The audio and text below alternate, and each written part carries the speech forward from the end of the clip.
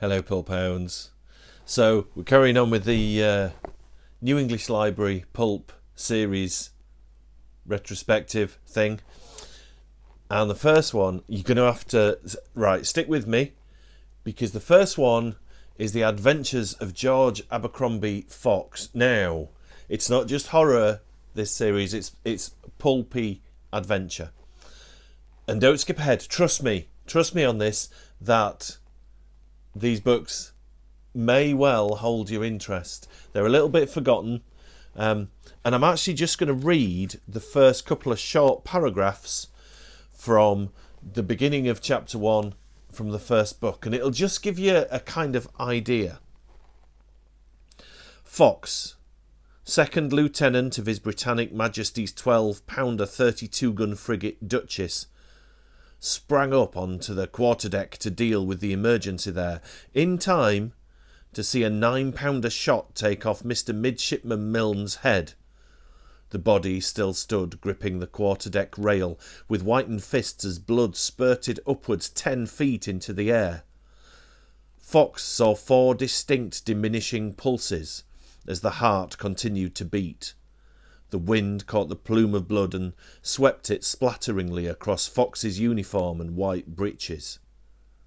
Amid the smoke and noise and ordered confusion of battle, there was no time to worry about a dead man. Fox wiped the blood from his face and cursed. A nearly new uniform was ruined. That upset him. Someone would have to pay for that. So, Fox runs for 14 books. And the nice thing about Fox, for UK readers that have been maybe a little bit peeved by what we got and what America got, so New English Library did publish them first, and then Pinnacle picked them up in the States, and we got 14 in the UK, and Pinnacle, I think, got 11, which we finally win a series. So they were all written by Kenneth Bulmer. He wrote a lot of genre stuff, but he's most famous for science fiction. And the Fox series is it for those that have kind of got into it. There's kind of two types of readers. There's the 70s pulpy trash readers, and then there's fans of naval history stories, which is a genre. Good for them. So it's set around the Napoleonic Wars, and it features the adventures of George Abercrombie Fox. The Abercrombie, he was named after his uncle, who was hanged at Tyburn when he was little. And it essentially tells the story of his rise through the ranks of the British Navy of that era. But he ain't no Horatio Hornblower, kids. He's an absolute git. He's a genuine anti-hero. He hates authority. He hates bullies. He hates the monarchy. And even if you're like an innocent guy trying hard on the ship, if you screw up, he'll kick your ass. But it's not just like ship adventures. The series provides gruesome and violent naval combat, which is kind of, that whole swashbuckling thing. It's kind of fun. I like a bit of that. But there's like Fox goes off treasure hunting. There's one with a Turkish harem.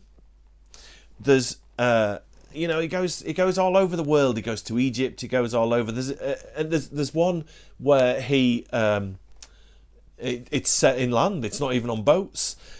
With the Knights of the Road, who are very cool.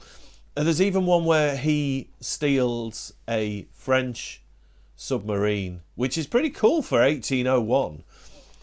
So, yes, you're going to get, because the naval history fiction fans like these as well, you're going to get some terms about like rigging and masts and poop decks. I had to say it, I'm sorry, and all that kind of stuff. But how Kenneth Bulmer writes them, these are mentioned casually, and the narrative progression doesn't rely on you knowing all these historical terms on board ship and all that. And they're all short. The first one is, I think, 112 pages. Yep. So you can rattle through them in a couple of nights, and they're all pretty brutal.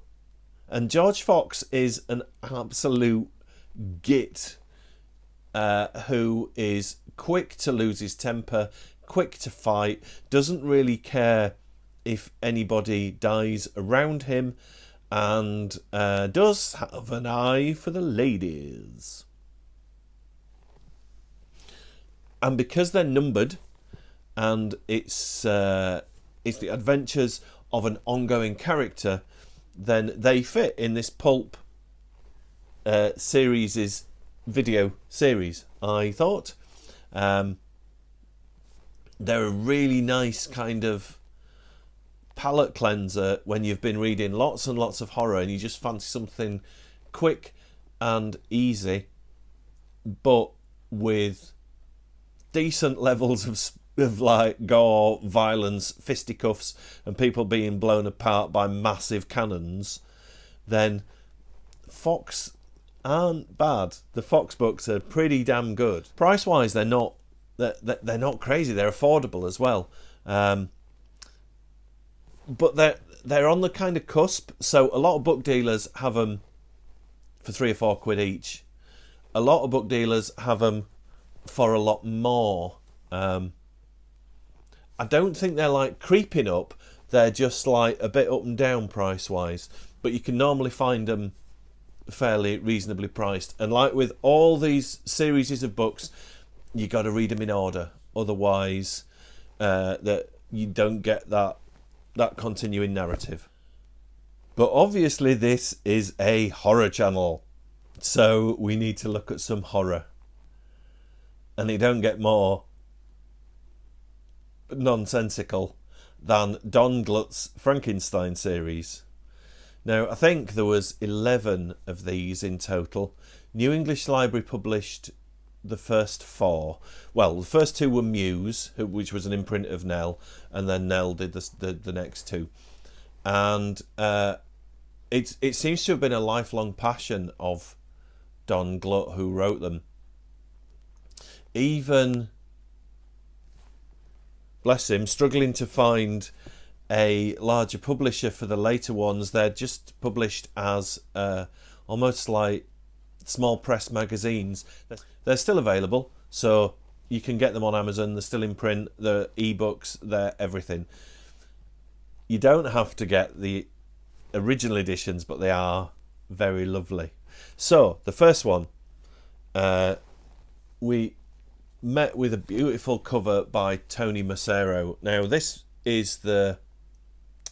book is the longest. It's like the oldest New English Library book in my collection. I got this first. Not oldest in terms of age, oldest in terms of how long I've owned it. And this book set me off on a path of collecting and adoring New English Library books. It's brilliant. It's a bit of a slow start. And we, fairly early on, were introduced to the dashing Bert Winslow and his pal Pierre Dupree. Right, there's going to be... I can't talk about this series without some spoilers. So I am going to talk about some events that happen in the books. But I'm not going to kind of continue... I'm not going to describe every event in detail. It's going to be a couple of key plot points for each novel. So if you don't want to hear that, then thank you for watching, and I will see you in the next video. If you do want to hear that, here we go. So the first one is like a setup. It's very obviously Don Glut figuring that this is going to be a fairly lengthy project for him, and it needs a good, strong setup. So after some wrangling, Frank is dug out of the ice and returned to Castle Frankenstein, which Bert Winslow managed to buy. Currently, like Winslow and Dupree are off getting Frank, there's the very lovely Lynn Powell, who is kind of tidying up and cleaning the castle, and is just generally resigned to being an archetypal lady in a 70s trashy pulp novel. So she's in danger a lot, she doesn't really do much, and her clothes come off regularly. So book one is the setup. Book two, right, so at the start of book two, Burt Winslow thinks he's defeated Frankenstein's monster, pretty much. But that's not really a spoiler because this series is all about Frankenstein, so we know he's going to continue in some way. So Frankenstein's lifeless body is picked up by an organisation called Ogre, O-G-R-E, which is kind of like it's kind of like Man from U.N.C.L.E. but for manky freaks. Members of Ogre are all disfigured in some way, and they hate beauty, and that's what drives them, to destroy any kind of beauty. So they get Frankenstein's body and try and groom him to their way of thinking, essentially. And yeah, Ogre are very active. They've at the start of the book, they kill the most handsomest man alive. They use their own personal submarine. Of course, they have a submarine. They use their own personal submarine to sink like a liner carrying beauty products. And Burt Winslow encounters them when they use their own UFO to blind the pilots with laser beams of the pilot in a plane that Burt Winslow is on. That kind of sets the tone for how good the Frankenstein books are. Obviously, Winslow, being wonderful, manages to land the plane, and then when they land, Lynn decides to enter a beauty contest called the Miss Laser Beauty Contest, which is suspicious in my book. And the rest of the book is pretty much like Bert and Lynn trying to stop the mangled knobheads of Ogre just destroying anything that's beautiful. But Ogre's brilliant because they've got, like, each member has a backstory and a specific disfigurement, and it's tremendous fun and as strange as you think it's going to be. Number 3, Bones of Frankenstein. So Frank's, like, nicked off with Ogre's submarine, but he can't drive it properly. So he's got this kind of mangled Captain Birdseye dude called Judson who helps him steer it.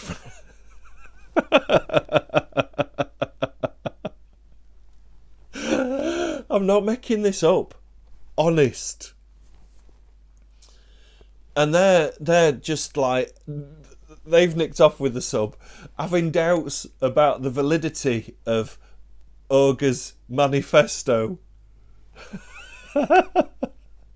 Meanwhile, the little Eastern European nation of Slovakia is being invaded by some generic communist tyrants, OVs, and they decide the best way to defeat this invasion is to get, like, the local, essentially Anton LaVey tribute act to raise an army of the dead to fight the invading red hordes. So who better to lead this army of the dead than the reanimated bones of Baron Victor von Frankenstein, who died 150 years ago. They reanimate him with ectoplasm and science and all that kind of nonsense. And yeah, this one's actually got a couple of touching moments in. as there's a blind lady who kind of falls for Captain Birdseye, Captain Judson, who probably under his bandages resembles a bird's eye fish finger or crispy pancake anyway. So yeah, that's like the what. But Frank decides that he's not going to necessarily fight the Red Hordes. He's going to fight the reanimated Army of the Dead, of course. And then on to book 4. Frankenstein meets Dracula. So you'll see where this opening narrative is heading. Judson and Frank are in their sub that they nicked off Ogre, and they're kind of fed up with being judged on being a little bit like unattractive in the facial region. So they decide to find somewhere where they can hide themselves away and just avoid the judging gaze of humanity. So they decide that the probably most peaceful country to hide away in is Transylvania, and they decide that the most safe and easy place to be is an old castle in Transylvania. These books are so subtle, and I don't know if you saw this coming. It was out of the blue for me. It's Dracula's castle. Dracula decides he's going to get revenge on everybody that wronged him, and save revenge on Van Helsing for his worst possible idea, his most unpleasant thing he can think of, which is getting Van Helsing's brain and sticking it in Frankenstein's head. And he can't do this because he's not a scientist. So he needs the help of Bert Winslow, lovely Bert's back, and Lynn, who in this entire novel hardly wears anything. We're talking like bikini and scarf at one point. Like, if you need a scarf, surely something more substantial than a bikini is required. You'll catch a chill, love. So Dracula sets up shop on some of the deserted moorlands just outside central London. A short taxi ride away from central London are these vast rolling moors where Dracula buys a lonely house, and that's where they're going to do the operation. And Lynn doesn't wear very much and cleans things and gets in peril. So that's all we got from New English Library for the Frankenstein series.